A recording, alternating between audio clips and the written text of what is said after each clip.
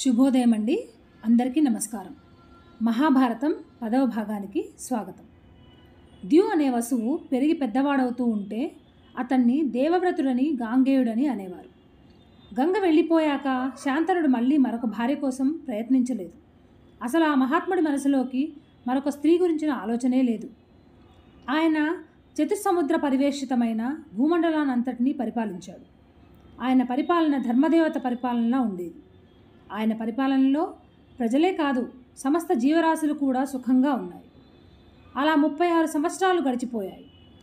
ఒకరోజు శాంతన మహారాజు గంగా తీరంలో వేటకు వెళ్ళాడు.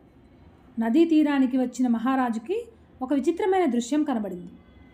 అన్ని ఋతువుల్లో నిండైన జలప్రవాహంతో ఉండే ఆ జీవనదిలో నీరు సన్నని ధారలా ప్రవహిస్తోంది. ఎవరైనా నీటికి అడ్డుకట్ట వేశారా అని అనుమానించాడు. అదేదో చూద్దామని తీరం వెంబడి ప్రవాహానికి ఎదురు దిశలో వెళ్ళాడు. అక్కడ ఒక యువకుడు అత్యంత మనోహరమైన రూపంతో, విశాలమైన వక్షస్థలంతో, చాలా బలమైన బాహువులతో కనిపించాడు. అతడు పదునైన బాణాలు ఒకదాని వెనక ఒకటి మహావేగంతో ప్రయోగించి గంగా ప్రవాహాన్ని అడ్డుకుంటున్నాడు. ఆ యువకుడిని చూడగానే శాంతనుడికి అతడి పట్ల ఆత్మీయ భావం కలిగింది. అతడు తననే పోలి ఉన్నట్లు అనిపించింది. అలా ప్రేమగా చూస్తుండగా ఆ యువకుడు అదృశ్యమైపోయాడు. గంగ తనతో తీసుకెళ్లిన తన కుమారుడు కూడా కుడి ఎడమగా అదే వయస్సులో ఉంటాడు అనుకున్నాడు శాంతనుడు. వెంటనే గంగని స్మరించి తన కుమారుణ్ణి చూపించమన్నాడు. అంతకుముందు రాజు చూసిన యువకుడినే కుడిచేయి పట్టుకొని గంగ తీసుకువచ్చింది. ఆమెకి శాప విమోచనం అయిపోయింది కనుక దివ్య రూపంలో వచ్చింది. వారిద్దరినీ ఆశ్చర్యచకితుడై చూస్తున్న శాంతనుడితో గంగ ఇలా చెప్పింది. రాజా, నీ వలన నాకు పుట్టిన బిడ్డలలో 8వ వాడిని నేను తీసుకుపోయి పెంచాను. ఇతడే నేను తీసుకువెళ్ళిన నీ కుమారుడు. ఇతడు పెద్దవాడయ్యాడు. ఇతడు వశిష్ఠుల వద్ద షడంగాలతోనూ వేదం నేర్చుకున్నాడు. రాక్షస గురువు శుక్రాచార్యుడి వద్ద, దేవగురువు బృహస్పతి వద్ద అనేక విద్యలు నేర్చుకున్నాడు. రాజనీతిలోనూ ధర్మశాస్త్రాలలోనూ పండితుడయ్యాడు. ఎవరూ కన్నెత్తి చూడలేని పరాక్రమశాలి అయిన పరశురాముడి వద్ద శాస్త్ర విద్యలు నేర్చుకున్నాడు. మహేశ్వాసమిమం రాజన్ ధర్మార్థ కోవిదం. ఇతడు రాజధర్మంలోనూ అర్థశాస్త్రంలోనూ పండితుడు, సాటిలేని వీరుడు, అన్ని విధాలా నీకు తగిన కుమారుడు. ఇతన్ని నీతో తీసుకువెళ్ళు. అలా చెప్పి గంగ అంతర్ధానమైపోయింది. 36 సంవత్సరాల నిండు యవ్వనంలో ఉన్న కుమారుణ్ణి శాంతనుడు రాజధాని నగరానికి తీసుకువచ్చాడు. మంత్రులని, సామంతులని, దండనాయకులని, పౌరులని అందరినీ ఆహ్వానించి వారి సమక్షంలో దేవవ్రతుడికి యౌవరాజ్య పట్టాభిషేకం చేశాడు. కాలం గడుస్తుంటే కుమారుడి ధర్మనిష్ట, రాజ్యపాలన దక్షత చూసి రాజు ఆనందించాడు. వంశాచారాలు పాటించడంలోనూ, దాన ధర్మాలలోనూ, సహనం, దయ వంటి సద్గుణాలలోనూ తన కుమారుడు భరతవంశానికే వన్నె తెచ్చేవాడని పెద్దలు ప్రజలు మెచ్చుకుంటుంటే పొంగిపోయాడు. దేవవ్రతుడు బలంలోనూ, ధైర్యంలోనూ, పరాక్రమంలోనూ, యుద్ధ విద్యల్లోనూ భూలోకంలో ఎదురులేనివాడయ్యాడు. అలా 4 సంవత్సరాలు గడిచాయి. ఒకరోజు శాంతనుడు గంగా తీరంలో విహరించడానికి వెళ్ళాడు. మహీపతి రనిద్దేశ్య మాజిగ్రత్ గంధముత్తమం. ఆ నదీ తీరంలో ఉండగా వర్ణించడం సాధ్యం కాని అత్యుత్తమమైన సుగంధం గాలిలో తేలివచ్చి రాజు నాసికాపుటాలకి సోకింది. అడవిలో వస్తున్న ఆ అపూర్వ సుగంధానికి ఆశ్చర్యపోయి శాంతనుడు ఆ సుగంధం ఎక్కడి నుంచి వస్తుందా అని కుతూహలంతో నదీ తీరం వెంబడి అన్వేషిస్తూ వెళ్ళాడు. అతడలా కొంత దూరం వెళ్ళాక ఒక దాసకన్య అంటే బెస్తకన్య కనపడింది. ఆ సుగంధం ఆమె శరీరం నుంచి వస్తోంది. ఆమె దేవకన్యలా అత్యంత సుందరంగా ఉంది. ఆమెని, సుందరి, నీవెవ్వరివి, ఎవరి కుమార్తెవి అని రాజు అడిగాడు. ఆమె తాను దాసరాజు అంటే మత్స్యకారులకు రాజు కుమార్తెనని, తన తండ్రి ఆజ్ఞ పాటించి బాటసారులను యమునా నది దాటిస్తున్నానని చెప్పింది. ఆమె పేరు సత్యవతి. అంతవరకు జితేంద్రియుడై స్త్రీని గురించి ఆలోచనే మనసులోకి రానివ్వకుండా నిగ్రహించిన మహారాజుకి సత్యవతిని చూడగానే మనసు చెలించింది. అసామాన్యమైన సౌందర్యమే కాకుండా అపూర్వమైన శరీర గంధం కూడా కల ఆ కన్యని తనదాన్ని చేసుకోవాలనుకున్నాడు. నేరుగా దాసరాజు వద్దకు వెళ్ళాడు. సత్యవతిని తనకిచ్చి వివాహం చేయమని కోరాడు. దాసరాజు శాంతనుడికి తగు మర్యాదలన్నీ చేశాడు. శాంతనుడు సుఖాసీనుడయ్యాక వినయంగా మాట్లాడుతూనే తన స్థిరమైన అభిప్రాయం చెప్పాడు. రాజా, ఈ కన్య పుట్టినప్పటి నుంచి ఈమెను ఎవరో ఒక గొప్ప వరుడి చేతిలో పెట్టాలనే అనుకుంటున్నాను.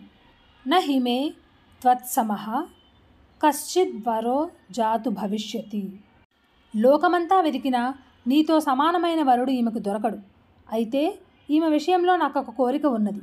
అది తీరుస్తావని నువ్వు ప్రతిజ్ఞ చేస్తే ఈమె నీ ధర్మపత్ని అవుతుంది. నువ్వు సత్యవాదివని లోకమంతటికీ తెలుసు. నువ్వు ప్రతిజ్ఞ చేస్తే దానికి కట్టుబడి ఉంటావు. నా కోరిక తీరుస్తా అని ప్రతిజ్ఞ చేయి. శాంతనుడు జాగ్రత్తగా సమాధానం చెప్పాడు. నిషాదరాజా, నీ కోరిక తీర్చదగినదైతే తప్పక తీరుస్తాను. ఆ కోరిక తీర్చడం నాకు సాధ్యం కాకపోయినా, అది తీర్చడం నాకు ఇష్టం లేకపోయినా నేను తీర్చలేను. అందుచేత నీ కోరిక ఏమిటో నాకు ముందు చెప్పు. అది విన్నాక తీర్చగలనో లేనో చెప్తాను. నిషాదరాజు తన మనసులో ఉన్న మాట చెప్పాడు. అస్యాం జాయేత యః పుత్రః స రాజా పృథివీపతే త్వదూర్ధ్వమభిషేక్తవ్యో నాణ్యః కశ్చన పార్థివః. ఈమెకి పుట్టే కుమారుడే నీ తర్వాత ఈ రాజ్యానికి రాజు కావాలి. ఈమె కుమారుడికే పట్టాభిషేకం జరగాలి. ఈ రాజ్యం నీ ఇతర కుమారులెవరికీ చెందకూడదు. శరీరజేన త్రీవేణ దహ్యమానోపి. కామాగ్ని తనని దహించి వేస్తున్నా ధర్మాత్ముడైన శాంతనుడు సంయమనం కోల్పోలేదు. అప్పటికే పట్టాభిషిక్తుడై ఉన్న దేవవ్రతుణ్ణి కాదని సత్యవతికి పుట్టబోయే బిడ్డకి రాజ్యం ఇవ్వడానికి అతను అంగీకరించలేదు. నిరాశతో హస్తినాపురానికి తిరిగి వచ్చాడు. దాసరాజు కోరిక కాదని సత్యవతిని వదులుకున్నాడు. కానీ అతడికి రాత్రి పగలు సత్యవతి రూపము, ఆమె నుంచి వస్తున్న అపూర్వమైన సుగంధము జ్ఞాపకం వచ్చి మనసుని వేధించడం మొదలుపెట్టాయి. సరిగా తిండి తినలేకపోయాడు. రాజకార్యాల మీద మనసు లగ్నం చేయలేకపోయాడు. ఏదో పోగొట్టుకున్నవాళ్లాగా ఎప్పుడూ శూన్యంలో చూస్తూ ఉండిపోయాడు. దేవవ్రతుడు తండ్రిలో వచ్చిన మార్పు గమనించాడు. తన తండ్రి తనలో తాను ఏదో ఆలోచిస్తూ కుంగిపోతున్నాడని గ్రహించాడు. తండ్రి వద్దకు వెళ్ళి తన మనోవేదనకి కారణం అడిగాడు. శాంతనుడు తన మనసులో ఉన్న బాధ నిస్సంకోచంగా తనయుడితో పంచుకున్నాడు. ఆ తనయుడికి అప్పటికి 45 సంవత్సరాల వయసు వచ్చింది. ఇంకా బ్రహ్మచారిగానే ఉండిపోయాడు. శాంతనుడు ఏమీ దాచకుండా చాలా లౌక్యంగా చెప్పాడు. నాయనా, నా మనోవేదనకి కారణం చెప్తాను. శ్రీ మహావిష్ణువు నుంచి నా వరకు మన చంద్రవంశం అవిచ్ఛిన్నంగా వచ్చింది. నా తర్వాత ఈ వంశం నిలబెట్టడానికి ఆధారం నువ్వొక్కడివే ఉన్నావు. నువ్వొక్కడివే అయినా 100 మంది పుత్రుల కంటే విశిష్టమైన వాడివి, అందులో సందేహం లేదు. నువ్వు ఇదివరకే శాస్త్రాస్త్ర విద్యలలో నైపుణ్యం సంపాదించావు. జగద్విఖ్యాత పరాక్రమశాలి అయిన భార్గవరాముడి మెప్పు పొందావు. అయినా తృప్తి లేక ఆ నైపుణ్యాన్ని మెరుగుపరుచుకోవడంలోనే నీ కాలం గడిపేస్తున్నావు. ఏ యుద్ధంలోనో నీకేమైనా అయితే మన వంశం ఏం కావాలి అని ఆలోచిస్తుంటే బెంగగా ఉంటుంది. మానవుడు తన జీవితకాలంలో 3 ముఖ్య ధర్మాలు పాటించాలి. అవి విద్యను అభ్యసించడం, విద్యుత్కర్మలు ఆచరించడం, సంతానోత్పత్తి చేయడం. వేదాలు పురాణాలు ఆ మాటే చెప్తున్నాయి. చక్షురేకం చ పుత్రశ్చ ఆస్తి నాస్తి చ భారత చక్షుర్నాశో తనోర్నాశః పుత్రశోకో కాలక్షయః. ఒక కొడుకు కొడుకు కాదని, ఒక కన్ను కన్ను కాదని పండితులు చెప్తారు. ఉన్న ఒక కన్ను పోతే జీవితం ఉండదు, ఉన్న ఒక కొడుకు పోతే వంశం ఉండదు. ఆ మాట తలుచుకున్నప్పుడంతా నాకింకా కొందరు పుత్రులుంటే మంచిదనిపిస్తోంది. న చాప్యహం వృధా భూయో ధారాన్ కుర్తుమిహోత్సహే సంతానస్య వినాశాయ కామయే భద్రమస్తుతే. నీ తల్లి నన్ను వదిలి వెళ్ళిపోయాక నేను ఇంతవరకు మరొక స్త్రీని గురించి కానీ, మరొక వివాహం చేసుకోవడం గురించి కానీ ఆలోచించలేదు. ఇప్పుడు వంశం నిలబెట్టడం గురించిన ఆలోచన తరచూ మనసుని వేధిస్తోంది. సంతానం కోసం మరొక వివాహం చేసుకోవాలనిపిస్తోంది. వంశం నిలబడాలంటే శాంతనుడే పెళ్లి చేసుకోనక్కర్లేదు. ఆరోగ్యవంతుడైన గాంగేయుడికి పెళ్లి చేసినా వంశం నిలబడుతుంది. కానీ ఎదిగి ముదిరిపోతున్న కుమారుడికి పెళ్లి చేయాలని శాంతనుడు ఆలోచించలేదు. 40 సంవత్సరాలు వచ్చి నడివయసుకు చేరి వయస్సు మీరిపోతున్నా తాను పెళ్లి చేసుకోవాలని గాంగేయుడు ఆలోచించలేదు. విలక్షణమైన ప్రవృత్తి తండ్రి కొడుకులది. గాంగేయుడికి రాజు చెప్పిన మాటలు అర్థమయ్యాయి.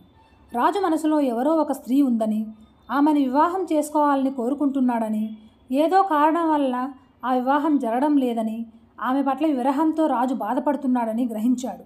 బహుశా బ్రహ్మచారిగా ఉన్న 40 సంవత్సరాల కొడుకు ఇంట్లో ఉండగా తాను వివాహం చేసుకుంటానడం తండ్రికి ఇబ్బందిగా ఉందేమోనని అనుకుని ఉంటాడు. శాంతనుడి సారథిని పిలిచాడు. రాజుకి నువ్వు చాలా సన్నిహితుడివి. రాజు ఎక్కడికి వెళ్ళినది, ఎవరిని చూసినది, ఎవరితో మాట్లాడినది నీకు తెలుస్తాయి. రాజు మనసులో ఉన్న స్త్రీ ఎవరో చెప్పు అని అడిగాడు. ఆ సూతుడు జరిగినదంతా చెప్పాడు. రాజు దాసకన్యని చూడడంతో మొదలుపెట్టి దాసరాజు కోరికకి శాంతనుడు అంగీకరించక తిరిగి రావడం వరకు జరిగినదంతా పూసగుచ్చినట్టు చెప్పాడు. దేవవ్రతుడు ముందు వెనుకలో ఆలోచించలేదు, తండ్రితో చర్చించలేదు. అనేక మంది క్షత్రియ వీరులని, వృద్ధమంత్రులని వెంటనే ప్రయాణానికి సిద్ధం కమ్మన్నాడు. వారినందరినీ వెంటబెట్టుకొని దాసరాజు వద్దకు వెళ్ళాడు. దాసరాజు అతడికి స్వాగత సత్కారాలు చేశాడు. క్షత్రియ పరిషత్తు మంత్రులు సుఖాసీనులయ్యాక గాంగేయుడు సత్యవతిని తన తండ్రికి భార్యగా ఇమ్మని కోరాడు. దాసరాజు తన నిర్ణయం చెప్పాడు. యువరాజా, నీ తండ్రి ధర్మాత్ముడు, సత్యవ్రతుడు, సచ్చరిత్రుడు. ఈ విషయం లోకమంతటికీ తెలుసు. నువ్వు నా కుమార్తె గురించి అడిగావు. ఈ కన్య నాకు పుట్టినది కాదు. ఈమె ఒక మహాత్ముడి ఔరసపుత్రిక. జన్మించిన వంశం వలన కానీ, తన సుగుణాల వలన కానీ, ఇతర విషయాల్లో కానీ ఆమె మీ వంశాలకి ఏమీ తీసిపోదు. అందుకే ఈమెని కన్న తండ్రి ఈ లోకంలో ఈమెకు తగిన వరుడు శాంతన మహారాజు ఒక్కడే అని నాతో చాలాసార్లు చెప్పాడు. ఈమెని నీ తండ్రికి భార్యగా ఇవ్వడం నాకు సంతోషమే. కానీ నేను నీ తండ్రిని కన్యాశుల్కం అడిగాను. కన్యకి తండ్రిగా అలా అడగడం నా హక్కు. ఆమెని కోరే వరుడిగా ఈ శుల్కం ఇవ్వడం నీ తండ్రి ధర్మం.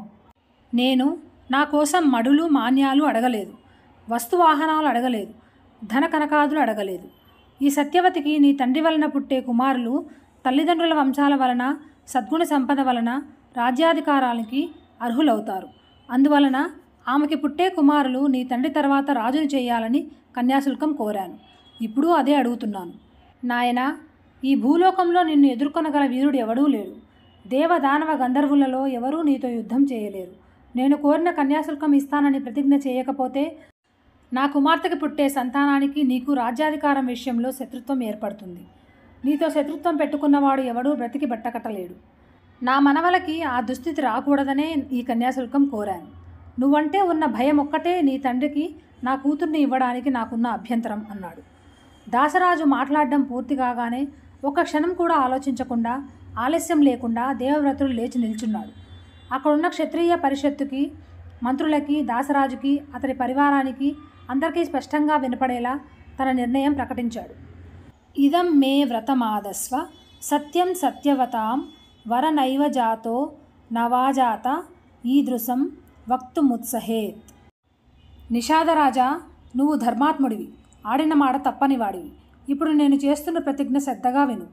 ఇటువంటి ప్రతిజ్ఞ చేయగలవాడెవడూ ఇంతకుముందు పుట్టలేదు, భవిష్యత్తులో పుట్టడు. రాజా, నువ్వు కోరినట్లే జరుగుతుంది. ఈ సత్యవతి గర్భాన జన్మించే కుమారుడే కురు సామ్రాజ్యానికి భావి చక్రవర్తి అవుతాడు. ఆ శపథం విని ఆనందిస్తూనే దాసరాజు మరొక అనుమానం వెళ్ళిబుచ్చాడు. యువరాజా, నువ్వు సత్యధర్మ పరాయణుడివి. ఈ జనసమూహం మధ్య చేసిన ప్రతిజ్ఞ తప్పక నిలబెట్టుకుంటావు. ఇది నీకు అంగీకారమైంది. కానీ నీ పుత్రులకే అంగీకారం కాకపోవచ్చు. అప్పుడు నా మనవల గతి ఏమవుతుంది? ఇది ఒక్కటే ఇక నాకు మిగిలి ఉన్న అభ్యంతరం. దేవవ్రతుడు మరొకసారి తక్షణం స్పందించాడు. రాజులారా, అందరూ వినండి. దాసరాజా, నువ్వు విను. నేను ఇంకొక ప్రతిజ్ఞ చేస్తున్నాను. నేను చేసే ఈ రెండవ ప్రతిజ్ఞ కూడా నేను తప్ప వేరెవరూ చేయలేరు. నేను ఇప్పటికే రాజ్యాధికారం వదిలేశాను. నా తండ్రి కోసం వదలడం దుస్సాధ్యమైన మరొకటి కూడా వదిలేస్తున్నాను.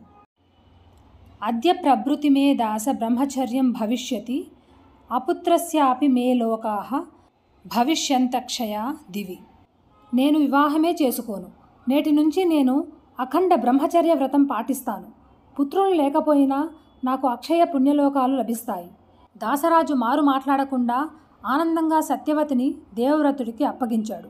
దేవతలు, అప్సరసలు, ఋషులు ఆకాశంలో నిలిచి దేవవ్రతుడి మీద పుష్పవృష్టి కురిపించారు. వారంతా ముక్తకంఠంతో ఇంతటి భీషణ ప్రతిజ్ఞ చేసిన ఇతడు భీష్ముడు అనే పేరుతో లోకంలో ప్రఖ్యాతి పొందుతాడు అన్నారు. అలా దేవవ్రతుడు భీష్ముడయ్యాడు. అతడు సత్యవతితో అమ్మా, రథం ఎక్కు అన్నాడు. ఆమెని హస్తినాపురానికి తీసుకువచ్చాడు. ఈ భాగం ఇంతటితో సమాప్తం. మళ్ళీ కలుద్దాము. నమస్కారం.